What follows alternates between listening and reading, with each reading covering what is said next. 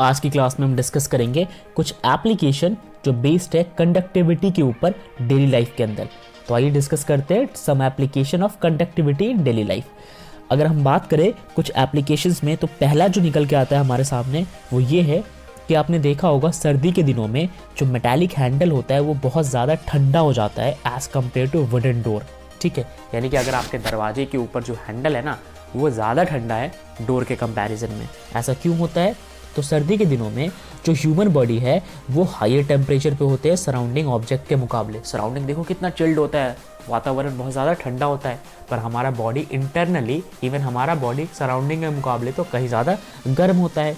Okay, जब हम touch करते हैं मेटालिक हैंडल को, जो कि एक बहुत अच्छा कंडक्टर है, वुड के मुकाबले मेटालिक हैंडल बहुत अच्छा कंडक्टर है, तो हीट जो है हमारी बॉडी से जल्दी से फ्लो कर जाती है।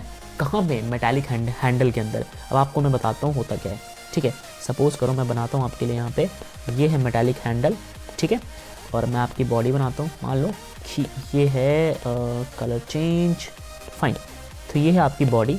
अब आपने ना जब अपनी बॉडी से सपोज करो कि आपने ऐसे इसको टच करने की कोशिश की, तो आपका बॉडी है हायर टेम्परेचर पे और ये है लोअर टेम्परेचर पे, तो हीट यहाँ से फ्लो कर जाएगा। अब आप सोच के देखो, हीट यहाँ पे है 20 डिग्री सेल्सियस पे और यहाँ पे है 5 डिग्री सेल्सियस पे। तो 20 से कोई चीज़ 5 पे चला गया तो आपके पास कितना बचा? आपके पास बचा 15 डिग्री सेल्सियस। तो आपको ठंडा ठंडा फील होगा। अब जैसे जैसे ये चीज़ें ट्रांसफ़र होती रहेगी, कॉन्टीन्यूसली यहाँ पे ट्रांसफ़र होती रहेगी, तो आपका ये टेम्परेचर वो लो होता रहेगा। तो आपको एक्चुअल में ठंडा इसकी वजह से फील नहीं होता, फील इसलिए होता है क्योंकि आपका करंट बॉडी टेम्परेचर जो है इसको टच करने की वजह से कम हो गया। ठीक है, समझ गए इसका एक प्रैक्टिकल एप्लीकेशन। उसी तरीके से दूसरा है कुकिंग यूटेंसिल्स जो होते हैं उनको प्रोवाइड किया जाता है वुडन हैंडल के साथ। क्यों?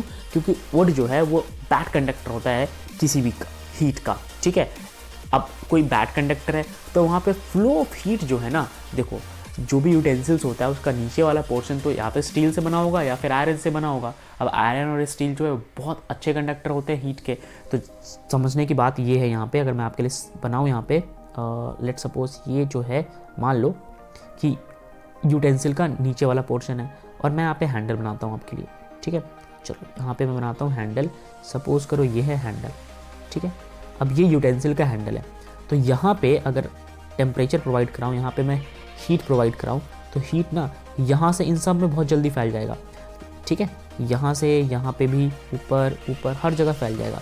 लेकिन इस तरफ जब आएगा ना तो यहाँ से यहाँ फ्लो करने में इसको टाइम लगेगा, इवन बहुत अच्छे से फ्लो नहीं कर पाएगा क्योंकि इनके मॉलिक्यूल्स जो है वो बैड कंडक्टर है, वो इस हीट को फिर अपने अंदर कंडक्ट नहीं होने देंगे। तो इसीलिए जो वुडन हैंडल होता है यूटेंसिल का, बनाया जाता है वुड से ताकि हीट फ्लो ना कर सके। ठीक है, चलिए आगे बढ़े और एप्लीकेशन देखिए ज़रा। देखिए अब एप्लीकेशन में आता है तीसरे नंबर पे कि जो a new quilt is warmer than a old quilt. ठीक है, तो जो भी न्यू क्विल्ट है वो ज़्यादा गर्म होता है as compare to old quilt. तो सेम इसमें भी थर्मल कंडक्टिविटी का आपको एप्लीकेशन लगा देना है। आगे बढ़े, ice is packed in a sawdust, ये भी उसका एप्लीकेशन है। तो आप यहाँ पे बहुत सारे एप्लीकेशन है जिसको आप रीड कर सकते हैं। एक इसमें से अच्छा सा निकल के आता है, जो रेफ्रिजरेटर होता है ना, is provided with insulated wall. तो यही कारण है कि इंसुलेटेड वॉल से रेफ्रिजरेटर को हम पैक करके रखते हैं, अगेन वहाँ पे हीट फ्लो ना कर जाए। ठीक है, तो ये कुछ इसके एप्लीकेशंस थे।